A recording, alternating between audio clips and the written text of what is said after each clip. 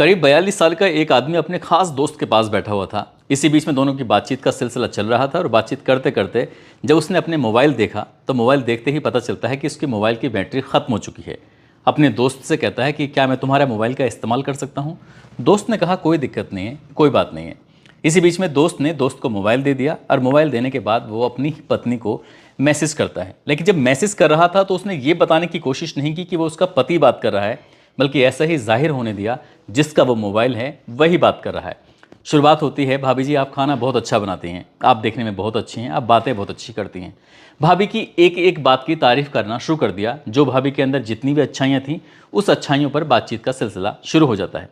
उधर भाभी भी अच्छी अच्छी बातें कर रही थी, बातों का जवाब दे रही थी, खुश हो रही थी और ऐसे ही करते करते करीब करीब 10 से 15 मिनट का समय बीत जाता है। इसी बीच में उसने अपनी तरफ से लिखा आई लव यू, और जब आई लव यू लिखा जाता है तो उधर से जवाब आता है आई लव यू टू।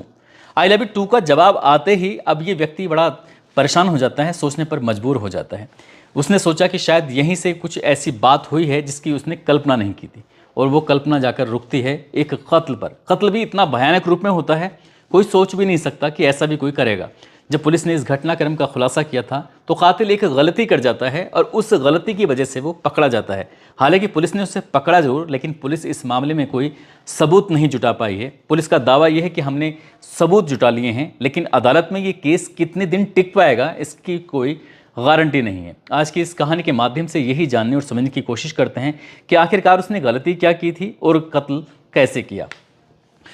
आदाब, नमस्कार, सत श्री अकाल। मैं उस्मान सैफ़ी। आज की जो सच्ची घटना मैं आपको सुनाने जा रहा हूँ, ये सच्ची घटना है महाराष्ट्र प्रदेश का एक शहर है पुणे। ये तारीख है 28 अक्टूबर 2025 और एक व्यक्ति जिसका नाम होता है समीर पंजाबराव जाधव, जिसकी उम्र लगभग 42 साल के आसपास होती है। फैब्रिकेशन यानी कि वेल्डिंग मशीन का वगैरह काम करता है, लोहे का काम करता है। वो सीधा बारजे मालवाड़ी पुलिस स्टेशन जाता है। वहाँ जाने के बाद चुपचाप बैठा हुआ था और बैठा हुआ रो रहा था। इसी बीच में किसी की नज़र पड़ जाती है। जब नज़र पड़ती है तो उससे पूछा जाता है कि क्या बात है, क्या परेशानी, तुम बैठ के यहाँ रो क्यों रहे हो, जो बात है साफ से जाके बताओ, पूरी कहानी बयां करो, क्या है। तो जब उसने बार बार उससे कहा जाता है तो वो बात करने में असमर्थ हो रहा था, परेशान हो रहा था।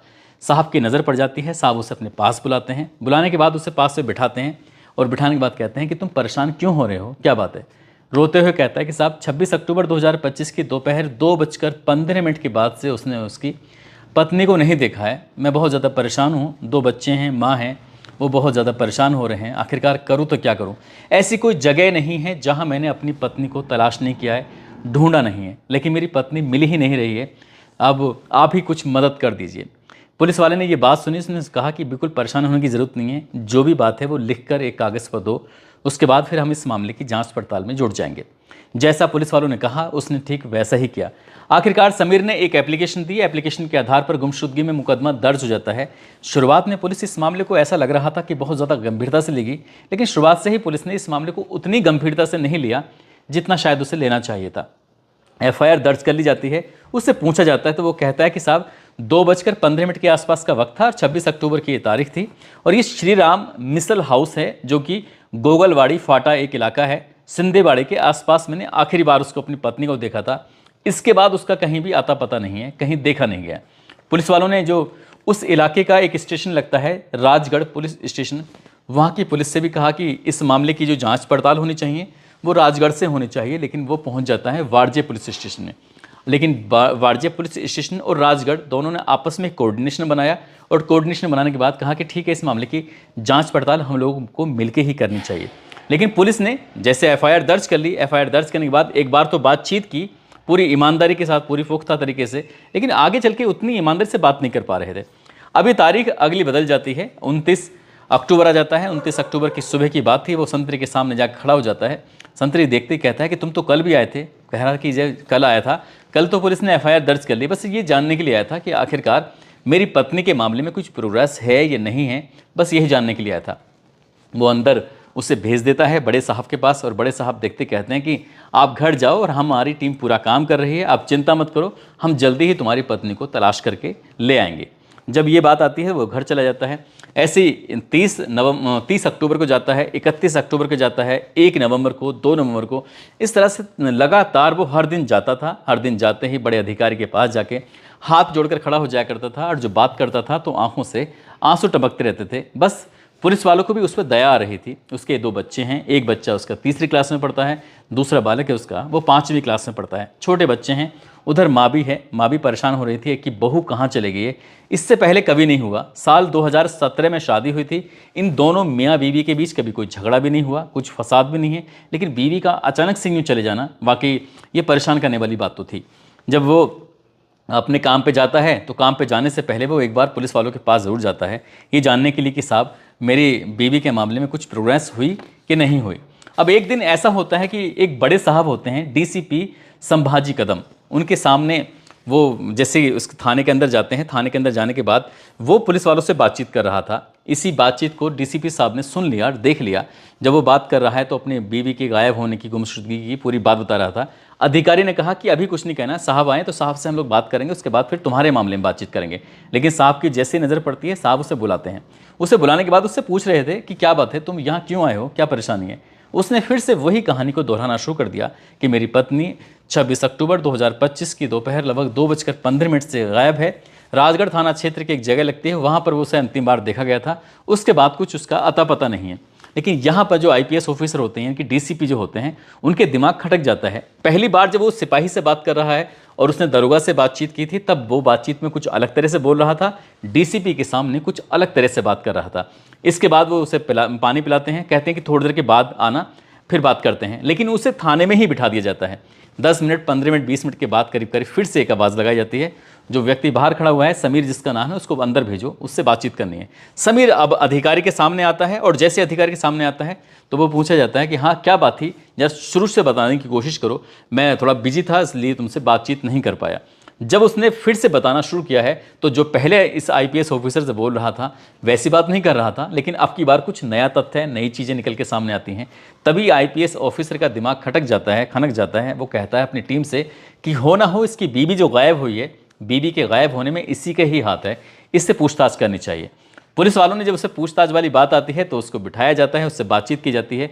शुरुआत में तो वो सही से जवाब नहीं दे पा रहा था, लेकिन पुलिस ने सही तरीके से, यानी कि सख्ती से, जो फिल्में उसने देखी थी, ऐसा बताया जाता है कि उसने दृश्यम फिल्म देखी थी, और दृश्यम फिल्म को एक बार नहीं 4 बार देखा था। जब पुलिस ने उसे टॉर्चर करना शुरू किया है तो वो सबसे पहले यही बोलता है कि साहब मैंने दृश्यम 4 बार देखी है, आप मुझे ऐसा नहीं मार सकते, आप ऐसा मत करिए। यानी कि उसने फिल्म में जो देखा वही डायलॉगबाजी करना शुरू कर देता है। तो पुलिस वाले कहते हैं कि यहाँ फिल्म नहीं चल रही बल्कि हकीकत चल रही है। अगर तुमने सच को सच नहीं बताया तो फिर अंजाम तुम्हारा क्या हो सकता है, तुम्हें इस बात का अंदाज़ा नहीं है। पुलिस वालों ने जब उसके साथ सही से बात करना शुरू किया है, सख्ती से पेश आना शुरू किया है, तब उसने कहा कि उसकी पत्नी का सतेज पाटिल नाम का एक व्यक्ति से अफेयर चल रहा था, उसे चक्कर चल रहा था, उसके साथ वो चैटिंग करती थी, गंदी गंदी बातें करती थी, और रोज़ रोज़ की चैटिंग उसे परेशान करती थी। उसने अपनी पत्नी को कई बार समझाने की कोशिश की, लेकिन पत्नी मानने को तैयार नहीं थी। अब वो करे तो क्या करे, इसलिए जब पत्नी मानने को तैयार नहीं है, उससे वो कुछ कह नहीं सकता था। तभी उसके दिमाग में ख्याल आता है कि क्यों ना इसको रास्ते से हटा दिया जाए। लेकिन रास्ते से हटाने के लिए उसने अपने उस घर से लगभग 40 किलोमीटर दूर, यानी कि पुणे से 40 किलोमीटर दूर एक जगह लगती है गोगलवाड़ी, वहाँ पर लगभग 18,000 रुपये प्रति महीना की दर से उसने एक गोदाम खरीदा। उस गोदाम में बहुत सारा सामान रखता था, क्योंकि वो मिस्त्री है, क्योंकि वो वेल्डिंग का काम करता है, इसलिए उसने एक बड़ा सा एक भट्टी तैयार करता है। ऐसी भट्टी जिसमें बहुत सारा ईंधन भी आ सके, कोई अगर आदमी को भी रखना चाहे तो वो भी उसके अंदर आ सके, ऐसी भट्टी तैयार करता है। और भट्टी तैयार करने में कम से कम उससे 1 महीने का वक्त लग जाता है। जब वो बाहर से आता जाता है तब बाहर से आते जाते बहुत सारा ईंधन, जैसे लकड़ी होती है, पेट्रोल होता है और जलने वाली चीज़ें होती हैं, उसका भी वो लगातार इंतज़ाम कर रहा था। 1 महीना का बीत जाता है, उसको पता ही नहीं चलता, और वो तारीख आती है 26 अक्टूबर 2025 की तारीख है। वो अपनी पत्नी से कहता है, उसकी जो पत्नी है वो प्राइवेट स्कूल में टीचर है और वो पढ़ाती है। 2017 में इनकी शादी हुई थी, सब कुछ ज़िंदगी में ठीक ठाक चल रहा था, लेकिन उस चैटिंग की वजह से, चैट करती है व्हाट्सएप पर, उसी से नाराज़गी इतनी बढ़ जाती है, वो अपनी पत्नी से कहता है चलो कहीं घूमने चलते हैं। पत्नी खुश हो जाती है, लेकिन बच्चों को साथ लेके नहीं जाते, माँ को साथ लेके नहीं जाते। मुंबई बेंगलुरु हाईवे पर एक नवले ब्रिज होता है, उसे होते हुए पहुँच जाते हैं शिवाने से खेड़ शिवपुर। वहाँ जाते हैं, वहाँ जाने के बाद शिंदेबाड़ी में एक होटल लगता है, होटल में जाके कहते हैं कि हमें भेलपुरी खानी है लेकिन पैक कर देना, उससे हम घर जाके खाएंगे।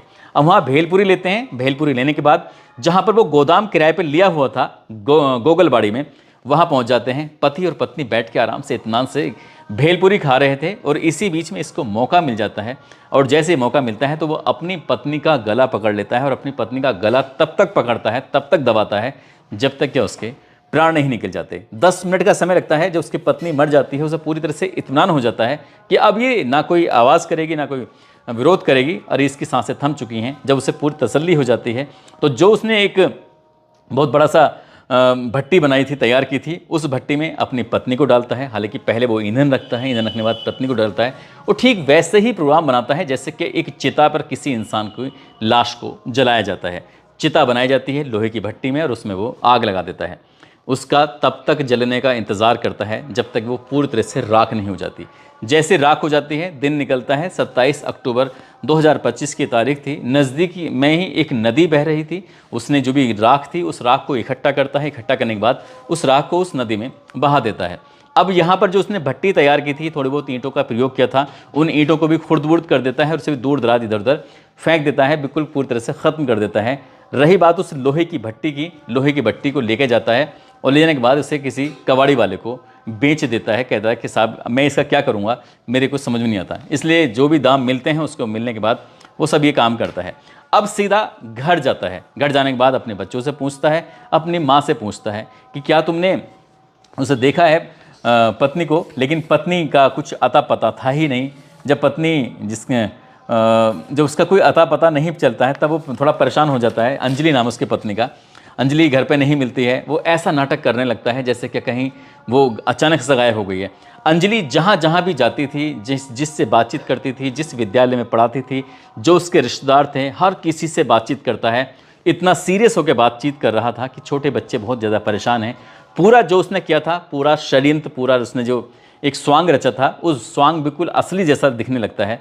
जब वो कहीं नहीं मिलती है तब वो 28 अक्टूबर 2025 को सीधा नज़दीकी पुलिस स्टेशन जाने के बाद अपनी पत्नी की गुमशुदगी दर्ज कराता है। लेकिन उसका बार बार थाने आना, बार बार बयान बदलना, यही पुलिस को खटक जाता है, परेशान कर देता है। और फिर पुलिस से ये दावा कर रही है कि हमने सारे सबूत जुटा लिए हैं, लेकिन उसकी पत्नी की लाश तो है ही नहीं। वो राख बन चुकी है, राख नदी में बह चुकी है। कितने दिन ये मामला अदालत में टिकेगा, कोर्ट में जाएगा, ये कुछ कह नहीं सकते। लेकिन जब बड़े अधिकारी डीसीपी संभाजी कहते हैं कि ये इसकी पत्नी का कोई चाल चलन खराब नहीं था, बल्कि पत्नी की कोई बात नहीं थी। करीब करीब 1.5-2 महीने पहले ये हैदराबाद जाता है, यानी कि पुणे से लगभग 550 किलोमीटर दूर, और अपने ही दोस्त के घर पर बैठकर उसका मोबाइल लेने के बाद अपनी ही पत्नी से बातचीत कर रहा था।